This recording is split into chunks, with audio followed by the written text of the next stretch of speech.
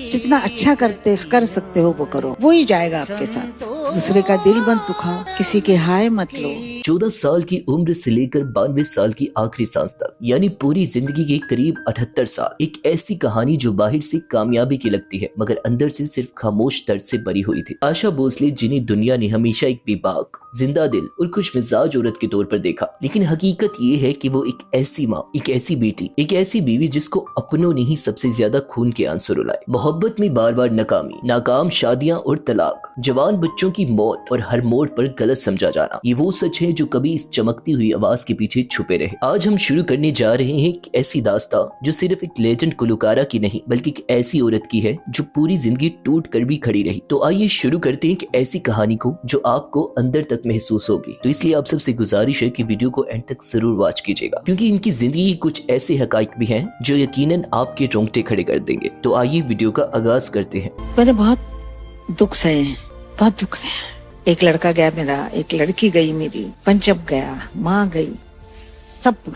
आशा भोसले की पैदाइश 8 सितंबर 1933 को एक ऐसे घर में हुई जहां मौसीकी सिर्फ फन नहीं बल्कि जिंदगी थे। इनके वालिद दीनत मंगेशकर न सिर्फ एक क्लासिकल गुलकार थे बल्कि थिएटर की दुनिया का एक बड़ा नाम भी थे। बचपन में आशा को बकायदा मौसीकी की तरबियत दी जाती थी। घर में रियाज, सुर, ताल, राग, ये सब इनकी रोजमर्रा जिंदगी का हिस्सा थे। ऐसा लगता था जैसे ये बच्ची एक दिन बहुत बड़ा नाम बनेगी, लेकिन किस्मत को शायद कुछ और ही मंजूर था। सन 1942 जब आशा सिर्फ 9 साल की थी, इनके वालिद का अचानक इंतकाल हो गया। ये सिर्फ एक बाप का बिछड़ना नहीं था, ये एक पूरी खानदान की बुनियाद हिल जाने जैसा था। वालिद के जाने के बाद घर की बागडोर संभाली इनकी बड़ी बहन लता मंगेशकर ने। लता जी ने एक माँ, एक बाप और एक सरबराह का किरदार अदा किया। इन्होंने दिन रात मेहनत करके खानदान को संभाला, लेकिन इसके साथ साथ घर का माहौल एक सख्त नज़्म-ओ-ज़िबत में ढल गया। आशा जो फितरतन शौक और आजाद मिजाज थी, इस माहौल में घुटने लगी। वो अपनी बहन की इज्जत करती थी, लेकिन इनके अंदर एक बगावत जन्म लेने लगी। इन्हें लगा कि वो अपनी जिंदगी खुद जीना चाहती हैं, अपने फैसले खुद करना चाहती हैं, और यही एहसास इन्हें एक खतरनाक मोड़ पर ले गया। सन 1949 सिर्फ 16 साल की उम्र में ना तजर्बा ना समझ, सिर्फ जज्बा। आशा ने एक ऐसा कदम उठाया जिसने इनकी पूरी जिंदगी का रुख बदल दिया। इन्होंने घर वालों के खिलाफ जाकर गणपत राव भोसले से शादी कर ली। गणपत राव इनकी बड़ी बहन लता मंगेशकर के पर्सनल सेक्रेटरी भी थे और आशा से उम्र में काफी बड़े भी थे, इसलिए इनके इस रिश्ते से सभी नाखुश थे, खास तौर पर इनकी बड़ी बहन लता मंगेशकर। ये शादी मोहब्बत कम और बगावत ज्यादा थी। इन्हें लगा कि वो इस सख्त माहौल से निकलकर एक आजाद जिंदगी जिएंगी, लेकिन हकीकत इसके बिल्कुल बरक्स निकली। शादी के चंद ही महीनों बाद आशा को एहसास हो गया कि वो जिस आजादी की तलाश में थी वो एक कैद में बदल चुकी है। गणपत राव निहायत सख्त मिजाज, शक्की और कंट्रोल करने वाला इंसान था। इन्होंने आशा को एक बीवी के तौर पर नहीं बल्कि एक कमाई के जरिए के तौर पर देखना शुरू कर दिया। आशा सुबह से रात तक रिकॉर्डिंग स्टूडियोज में काम करती, मगर घर आकर इन्हें इज्जत या सुकून नहीं बल्कि गालियां, शक और मारपीट मिलती। अगर किसी मौसीकार ने इनसे हंसकर बात कर ली तो घर आकर इन पर किरदार के इल्जामात लगते। ये जहनी अजीज, जिस्मानी तशद्दुद से भी ज्यादा तकलीफ दे थे। ये सब कुछ 1-2 साल नहीं बल्कि पूरे 11 साल तक जारी रहा। इस दौरान वो 3 बच्चों की माँ बन चुके थे, हेमंत, वर्षा और आनंद, और वो सब कुछ बर्दाश्त करती रही सिर्फ इसलिए कि इनके बच्चों का मुस्तकबिल महफूज रहे। फिर इनकी जिंदगी में वो खौफनाक रात आई जिसने इनकी जिंदगी का रुख हमेशा के लिए बदल दिया। सन 1960 के करीब उस रात गणपत राव ने इन्हें पूरी तरह मारा, इनकी सारी कमाई छीन ली और आधी रात को घर से बाहर निकाल दिया। सोचिए, एक औरत, 2 छोटे बच्चे और वो खुद हामला, बगैर पैसे, बगैर घर और बिना किसी सहारे। वो लम्हा आशा के लिए सिर्फ दर्दनाक नहीं था बल्कि वो एक औरत की मुकम्मल टूटन का लम्हा था। वो वापस अपने मैके आई, लेकिन वहाँ भी इन्हें वो अपनायत मिली जिसकी इन्हें अशद जरूरत थी। अपनी बहन लता मंगेशकर के साथ इनके ताल्लुकात पहले ही खराब थे। घर में एक अजीब खामोशी, एक फासले की फिजा थी। आशा अपने ही घर में अजनबी बनकर रह गई। ये वो वक्त था जब इनकी असल जदोजहद शुरू हुई। 1960 की दहाई में लता मंगेशकर का इंडस्ट्री पर मुकम्मल राज था। हर बड़ा मौसीकार इन्हीं को तरजीह देता था। आशा को सिर्फ वो गाने मिलते जो दूसरे गुलकार नहीं गाते, कैबरेट, वैम्प या कम दर्जे की फिल्मों के गाने। वो सुबह सवेरे लोकल ट्रेन में सफर करती, घंटों स्टूडियो के बाहर इंतजार करती, कई बार बगैर खाए रिकॉर्डिंग करती, लेकिन हर बार माइक के सामने खड़े होकर वो अपने सारे दर्द को अपनी आवाज में डाल देती। लेकिन फिर आशा भोसले की जिंदगी में एक ऐसा मोड़ भी आया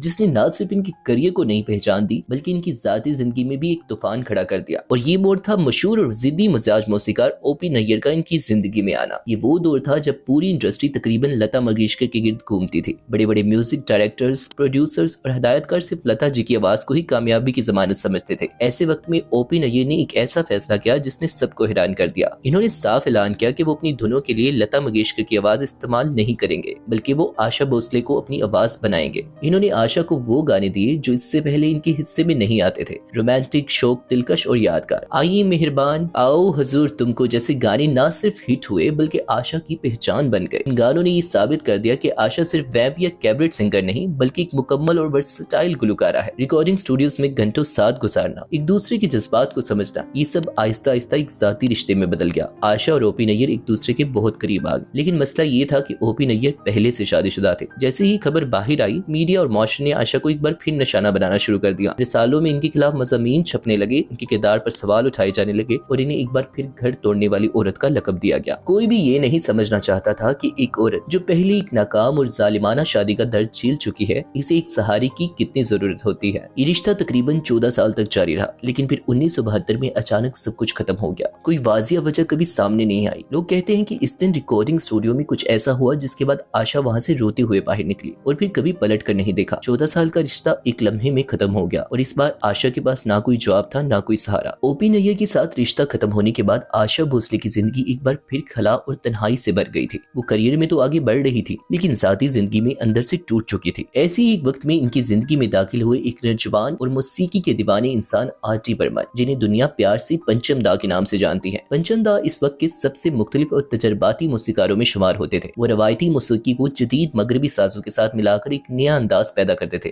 इन्होंने जब पहली बार आशा की आवाज को गहराई से सुना तो इन्हें एहसास हुआ कि ये आवाज सिर्फ रवायती गानों तक महदूद नहीं, बल्कि इसमें एक रेबल एनर्जी है, एक ऐसी बेबाकी है जो नई नस्ल को अपनी तरफ खींच सकती है। यहाँ से शुरू हुआ एक ऐसा म्यूजिकल सफर जिसने न सिर्फ आशा के करियर को नई बुलंदियों तक पहुंचाया बल्कि भारतीय फिल्म मौसीकी का रुख भी बदल दिया। पंचम दा ने आशा के साथ वो तजर्बात किए जो इससे पहले किसी ने नहीं किए थे। पिया तू अब तो आजा, जहाँ आशा की सांसों और आवाज का खेल एक नया रुझान बन गया। दम मारो दम, जिसने पूरे नौजवान तबके को झंझोड़ कर रख दिया। ये सिर्फ गाने नहीं थे, ये एक नई मौसीकी की शुरुआत थी।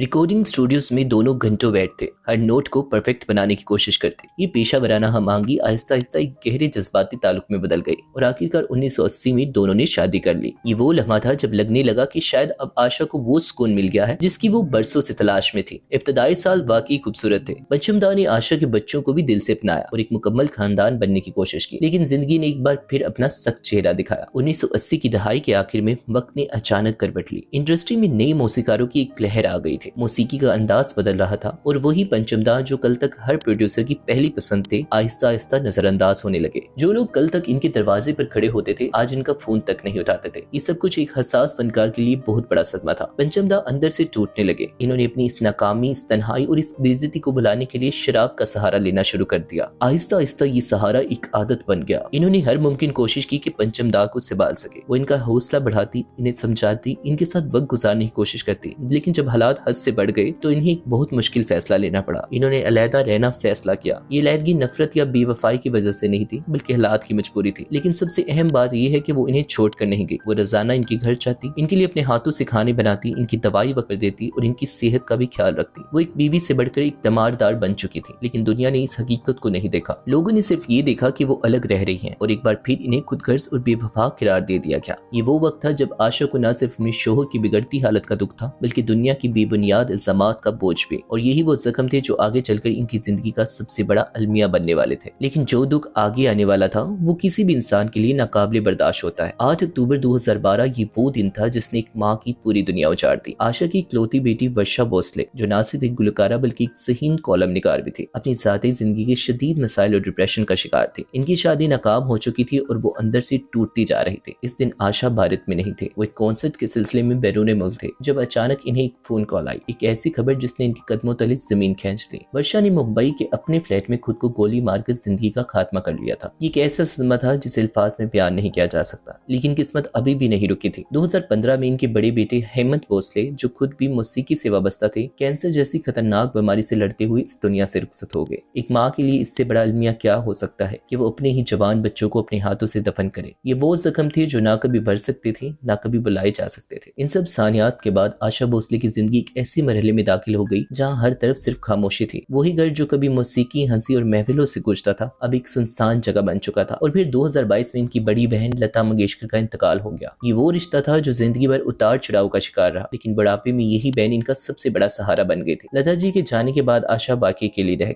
और इसीलिए जब 12 अप्रैल 2026 को इन्होंने आखिरी सांस ली तो ये सिर्फ एक मौत नहीं थी, ये एक ऐसी रूह की रहाई थी जो पूरी जिंदगी दर्द, जद्दोजहद और तन्हाई का बोझ उठाए रही। तो नाज़रीन, ये थी कहानी आशा भोसले की, एक ऐसी आवाज की जिसने दुनिया को खुशियां दी मगर खुद जिंदगी भर दर्द सहती रही। इन्होंने 11,000 से ज्यादा गाने गाए, हर जज्बा, हर रंग, हर अंदाज में खुद को डाला और अपनी मेहनत से ऐसा मुकाम हासिल किया जो गिनीज वर्ल्ड रिकॉर्ड्स तक में दर्ज हो गया। लेकिन अगर हम इनकी जिंदगी को करीब से देखें तो ये सिर्फ कामयाबी की कहानी नहीं बल्कि एक ऐसी औरत की दास्तान है जिसे अपनों ने सबसे ज्यादा तकलीफ दी, जिसे हर मोड़ पर गलत समझा गया और जिसने हर जख्म को खामोशी से बर्दाश्त किया। शायद यही वजह है कि आज जब वो इस दुनिया से रुखसत हो चुकी हैं तो इनकी आवाज तो हमेशा जिंदा रहेगी मगर इनका दर्द इनके साथ ही चला गया। आप हमें कमेंट्स में जरूर बताइएगा कि आपको उनकी ये बायोग्राफी कैसी लगी और इसके अलावा उनके गाए हुए गीतों में से आपका पसंदीदा गीत कौन सा था। अगर आपको ये वीडियो पसंद आई हो तो लाइक करें, शेयर करें और उनकी आखिरत के लिए दुआ कीजिएगा। मिलते हैं जल्द आपसे एक नई वीडियो में, तब तक के लिए अपना ख्याल रखिएगा।